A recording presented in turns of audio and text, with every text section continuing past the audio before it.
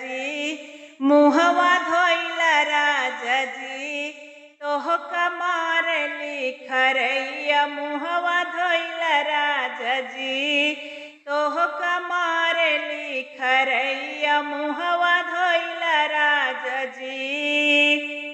लोटवा के पानिया हाथे में दातुइनिया मुहवा धोइला राजा जी तोहका मारली खरैया मुहवा धोइला राजा जी तोहका मारली खरैया मुहवा धोइला राजा जी।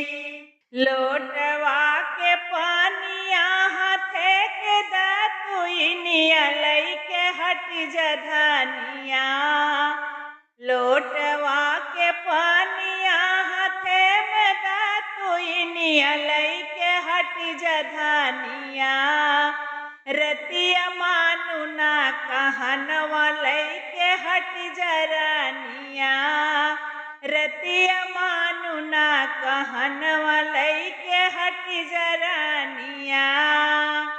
लोटवा के पानिया हाथे के दातुइनिया लइके हटी जधानिया रतिया मानु ना कहनवा लइके हटी जधानिया रतिया मानलू कहनवर लइके हटी जरानिया। सासु जई है हाटिया ननदिया बजरिया मनवा रखबै राजा जी सासु जई है हाटिया ननदिया बजरिया मनवा रखबै राजा जी उठ के कैला दातुइनिया मनवा रखबै राजा जी उठ के कैला दातुइनिया मनवा रखबै राजा जी।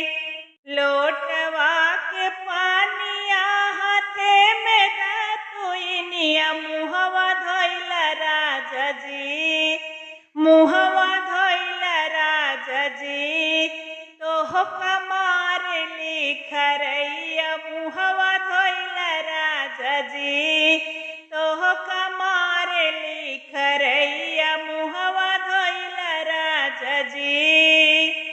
लोटवा के पानिया हाथे में दातुइनिया लइके हटी जरानिया लइके हटी जरानिया रतिया मानु ना बचनिया लइके हटी जरानिया रतिया मानु ना बचनिया लइके हटी जरानिया।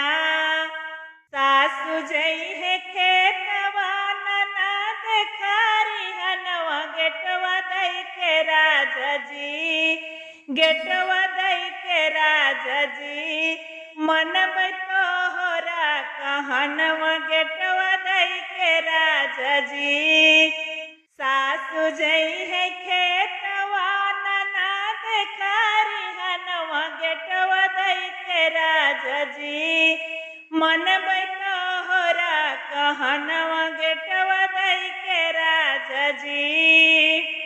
लोटवा के पानिया हाथे में दातुइनिया मुहवा धोइला राजा जी मुहवा धोइला राजा जी तोहका मारली खरैया मुहवा धोइला राजा जी तोहका मारली खरैया मुहवा धोइला राजा जी।